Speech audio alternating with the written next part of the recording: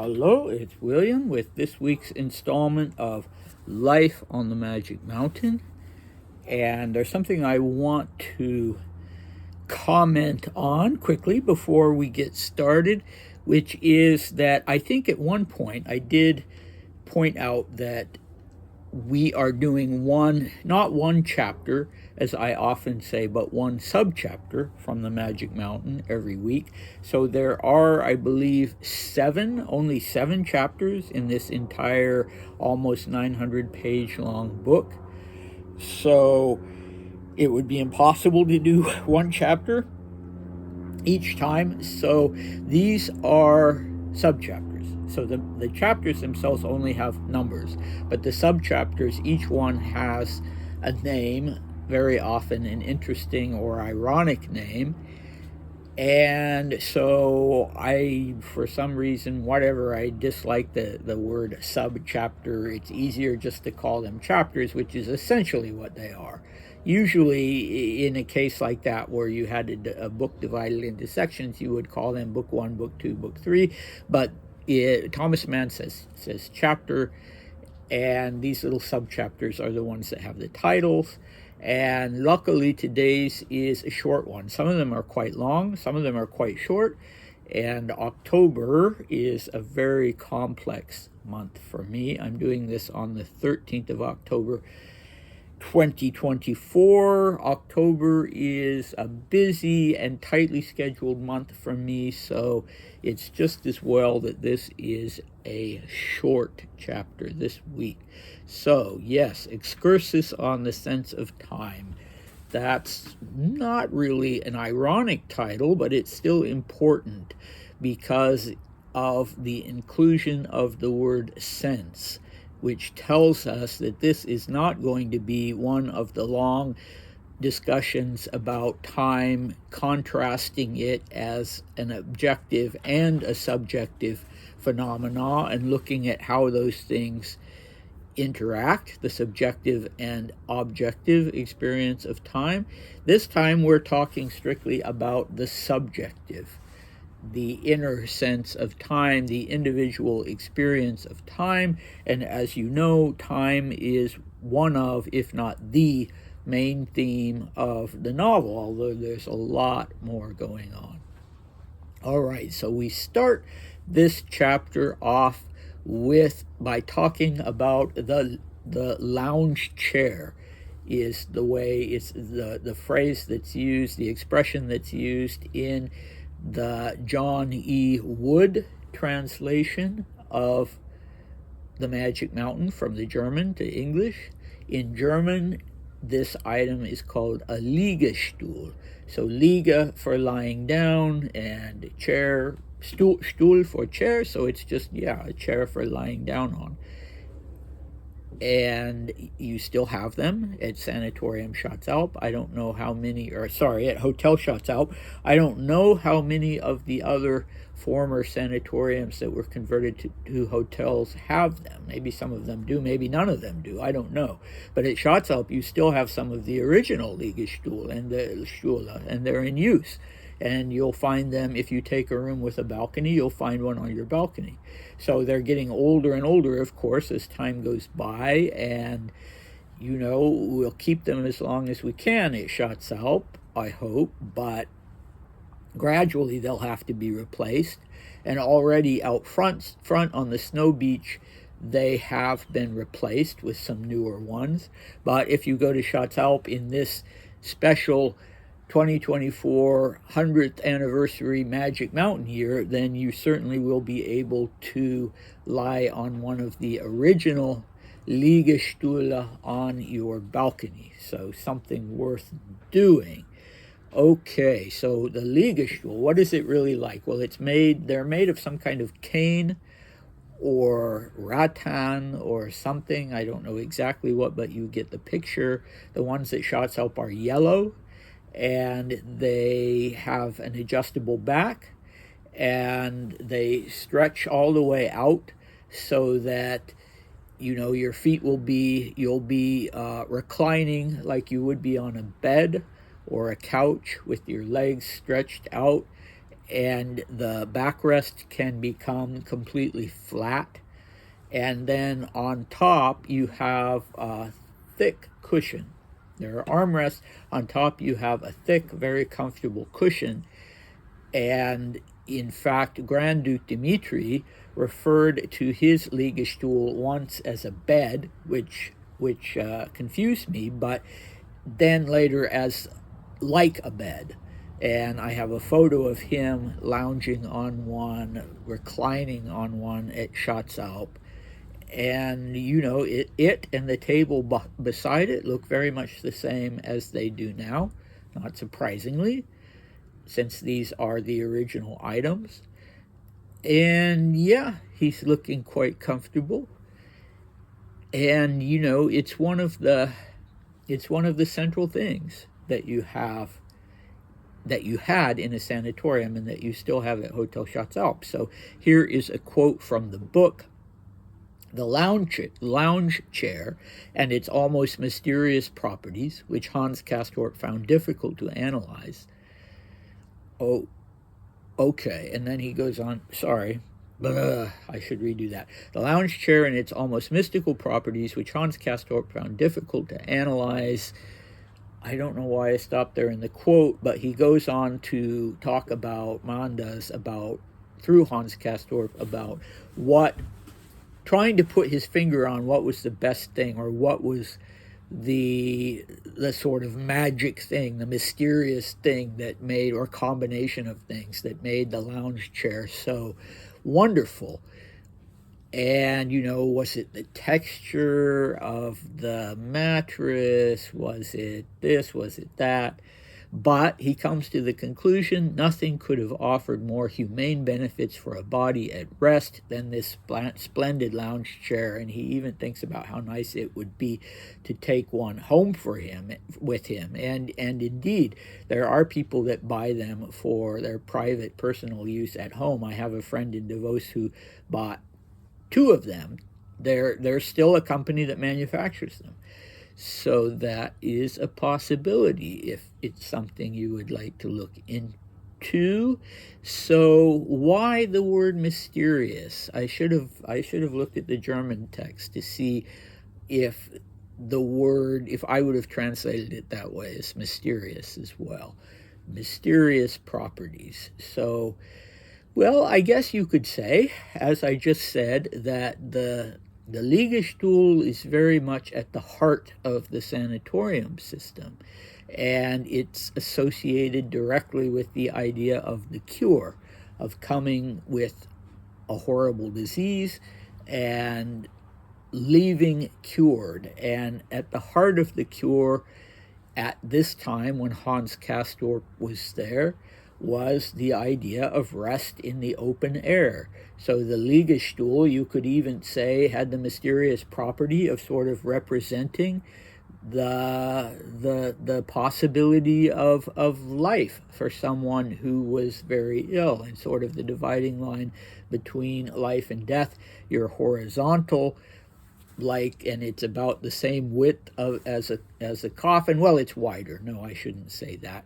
It's a rather morbid comment anyway, but yeah, the Liegestuhl, anything that's that central to such a thing as a struggle against an illness, is going to have this sort of numinous connection, you know. So all right, let's see. The next thing that he talks about is, in connection to the Liegestuhl, is the art of wrapping oneself, as it's put in the novel. So Hans Castorp gets lessons from his cousin Joachim, who's a patient there. Hans Castorp is just visiting at first, he thinks for 3 weeks, and Joachim gives him a lesson on how you wrap yourself up in 2 camel hair blankets.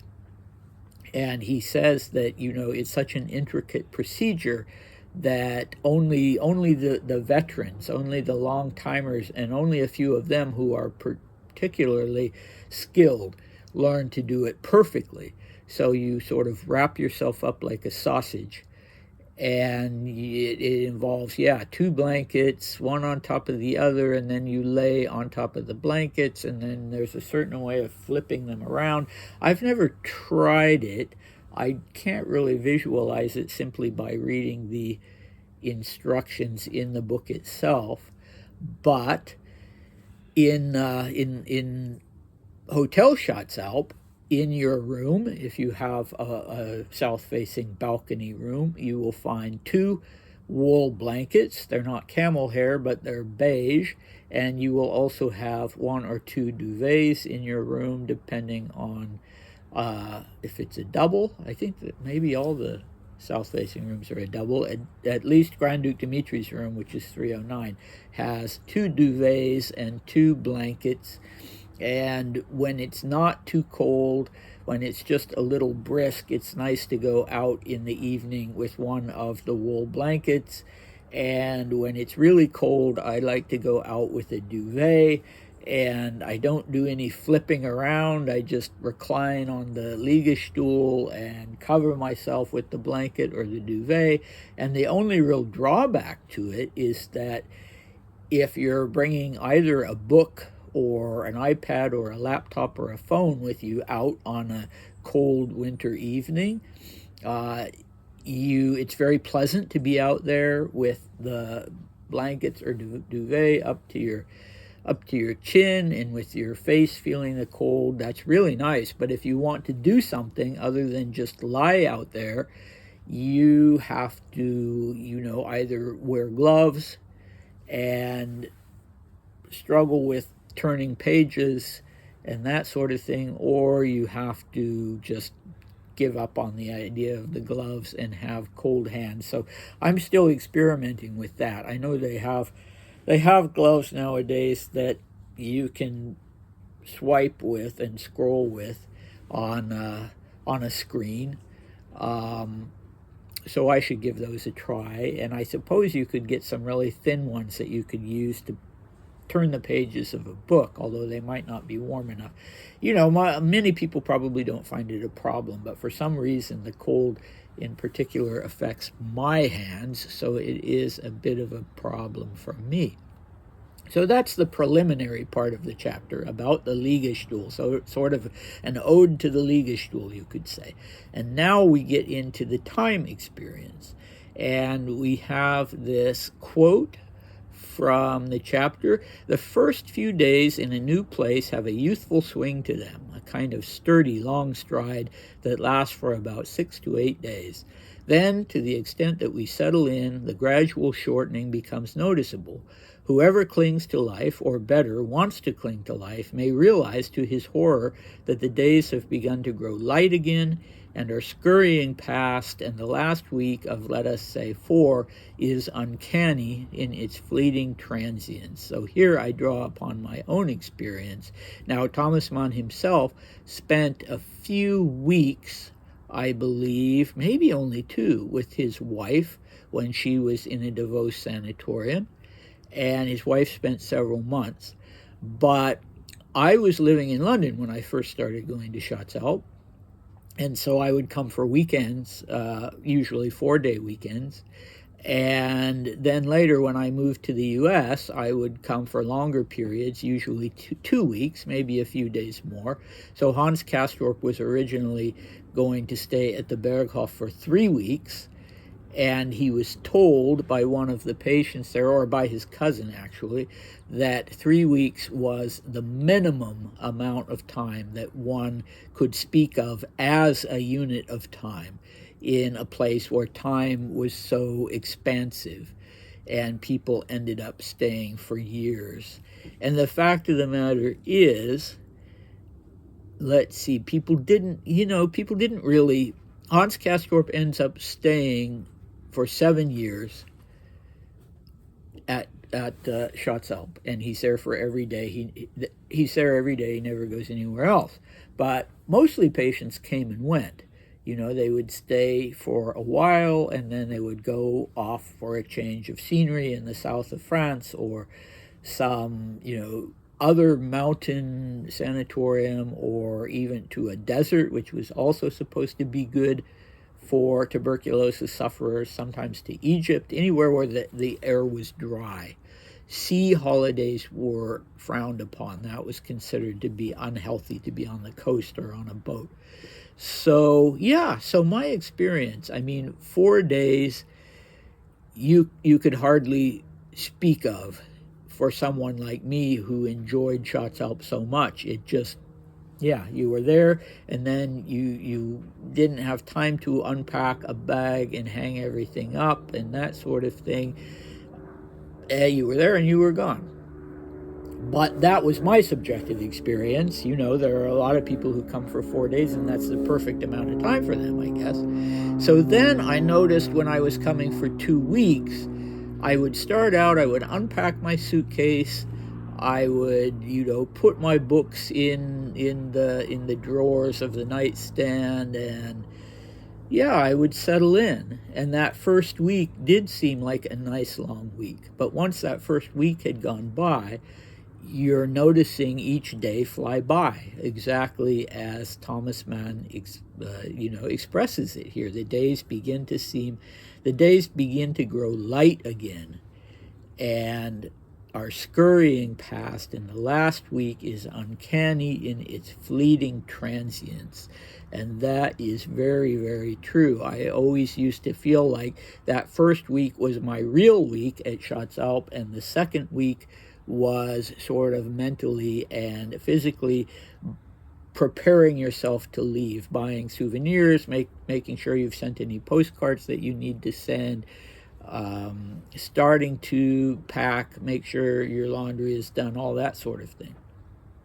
Yeah, so I often asked myself while I was there what it would be like to spend more time. What would it be like if I actually had a chance to stay for 3 months, 6 months, let alone a year? And I was asking myself if I could do that. It seemed like I hated to leave so much. It seemed like, yeah, it would be great to be able to do that. But I did have some questions. I mean, a person can feel a little isolated when they're there alone, and you have friends among other regulars, and you've gotten to know the staff, but you're not close to anyone. And then there is the question of monotony. When you're there on vacation and your aim is to relax and catch up on your reading and do pleasant things like that, then it's a very good monotony. And I loved the routine of going to the breakfast buffet in the morning and then doing my own version of the Liegestuhl, and maybe, taking a walk into town, then coming back up and having dinner. I just absolutely love that routine. Some Liegestuhl on the balcony in the evening.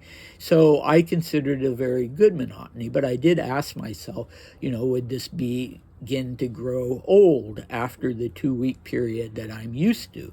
And finally, there's always the issue of homesickness, of loved ones who aren't there, and in my case, dogs that are always taken care of by my father every year when I go to Schatz Alp, and friends and things you enjoy doing in your life at home. How would that feel after a month, 2 months, 6 months, a year? So those were all questions that I thought I would probably never be able to resolve. But then when COVID hit in 2019, I had just arrived at Schatz Alp. Actually, it was March 1920, I believe, and I just arrived at Schatz Alp, and it looked like there weren't going to be, flights from the U.S., from Europe to the U.S. were canceled. They were not allowed. And I was in a bit of a panic, but Paolo Bernardo, the manager, was so generous and welcoming and such a calming presence, and just said, we have to shut the hotel, but we're all in this together, and just stay as long as you need to. And I did. I ended up staying 3 months. And, I hate to say it because so many people suffered so much. dying and losing loved ones and having hardship being in little cramped apartment and not being able to get out. And I really had the time of my life there. And yes, the hotel was closed. Paulo was around. He was living in a building next to the hotel. My friend Klaus was around, living in a part of the villa, and I had a friend in town. But when I was in the hotel, I was in the hotel by myself, and it was completely closed down. And I found out that I absolutely loved it. I didn't find it the least bit monotonous. Of course, in this day of age, we all sort of bring our work and our entertainment center with us in the form of iPads and laptops and phones. And, it's more difficult to imagine what it would have been like in the days before anything like that was an option.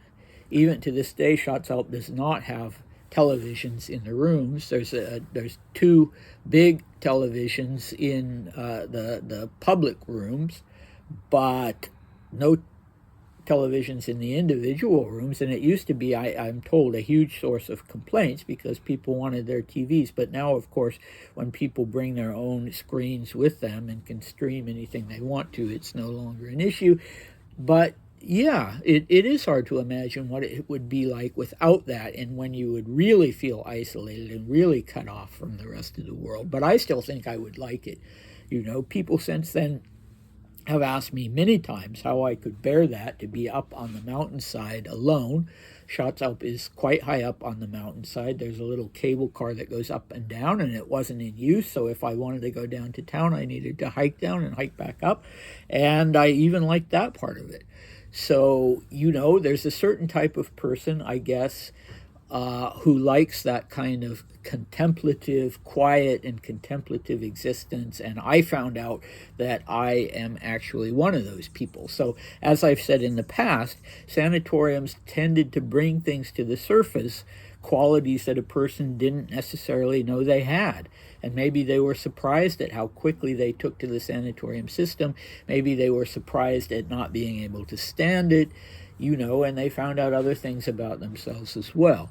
But as Hans Castorp found out, for a person who's contemplative and wants to philosophize and sort of lead the life of the mind, it's really an ideal setting.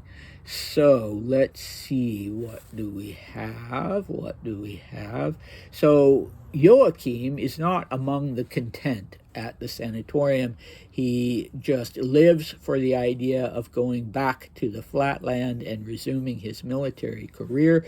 But he says to Hans Castorp, since you've been here, I feel as though I have you to hold on to, so to speak. So for whatever reason, because it's a familiar presence and Joachim hasn't really made friends, he hasn't really made an effort to do that.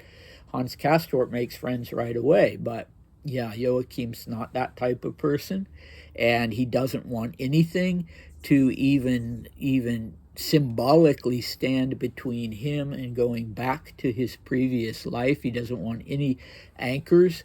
But since Hans Castorp will presumably be leaving soon, he feels like in these early days, like Hans Castorp gives him something to hold on to. It can be quite disorienting in a mountain sanatorium or even a mountain hotel, because if you're not raised in the mountains or not used to living in the mountains, you're surrounded by mountains, and it can feel a little claustrophobic, it can feel a little isolating, and the weather is so changeable that, yeah, it can feel rather disorienting. And Joachim felt that acutely, apparently, and so it was nice for him to have something really tangible in the person of Hans Castorp to hold on to. All right, so now let's turn a little bit to what Dimitri's experience of this was. Well, Dimitri was a fellow, not unlike myself, who had an interesting relationship to time as a subjective phenomenon, and he had a very unique way of keeping his diaries, where he would do this really long, maybe 20 plus pages long diary entry sit down over the course of several days and write that and put a lot into it, detail and emotion. And then he would go back in time, 2 weeks, and describe what each day was like based on notes that he had taken and his memory, of course.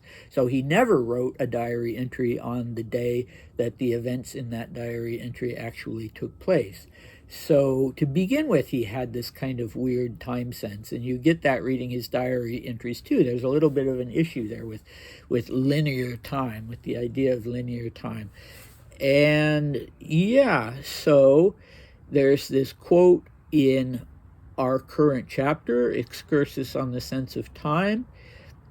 I think it's Hans Castorp saying it or thinking it to himself. When one day is like every other, then all days are like one, and perfect homogeneity would make the longest life seem very short, as if it had flown by in a twinkling. And that's interesting, because when Dmitri himself had just turned 16 years old, he wrote in his diary, when he was on a month-long vacation in the Crimea, he wrote in his diary, "And so the days pass one after another, unnoticed, though if one looks back, one thinks, my God, what a span of time has passed, and yet how little.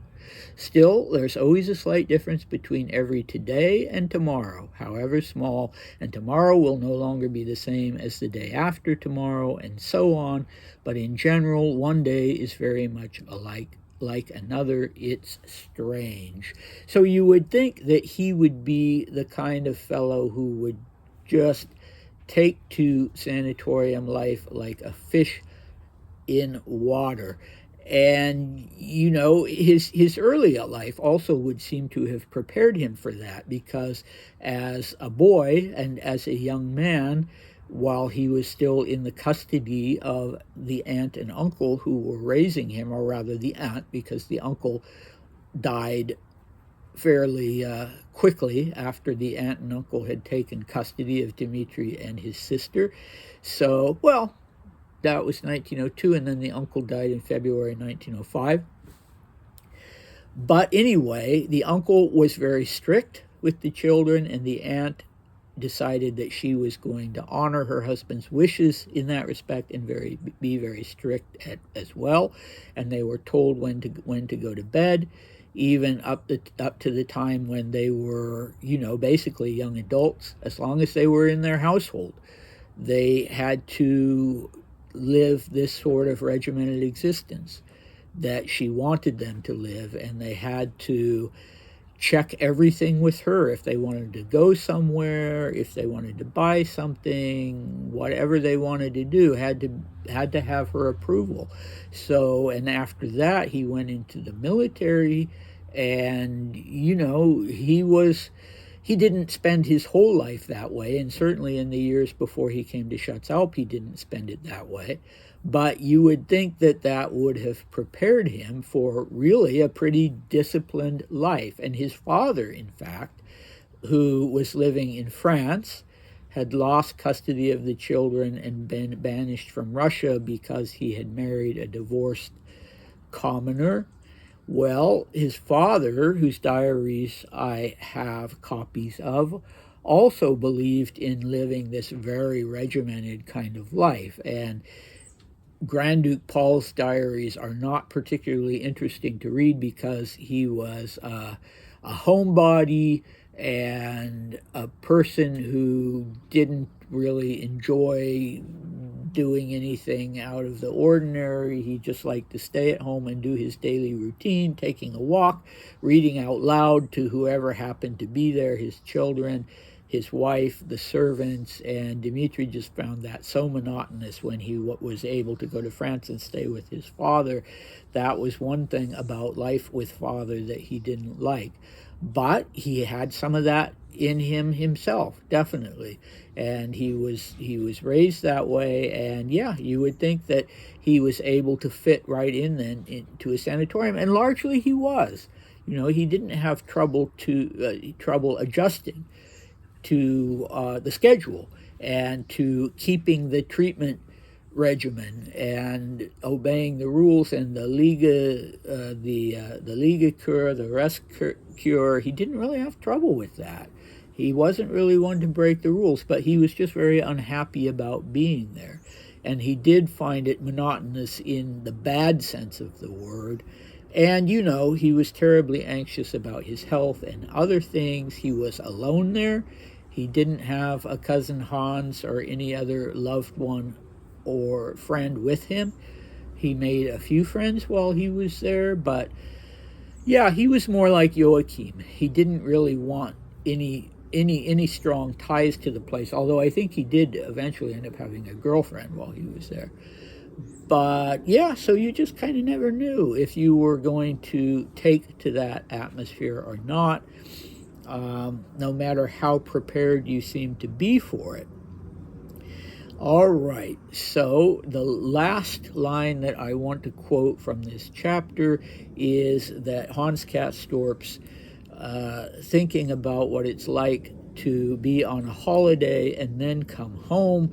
Within 24 hours, it is as if we were never gone and our journey were merely last night's dream. And I, not so much when I was only staying there for 2 weeks, but now when I go for several months a year, usually 3 months a year, once I think it was 5 or 6 months, and, it does come to be sort of like that. It does kind of, when you get home, you're in such a completely different world.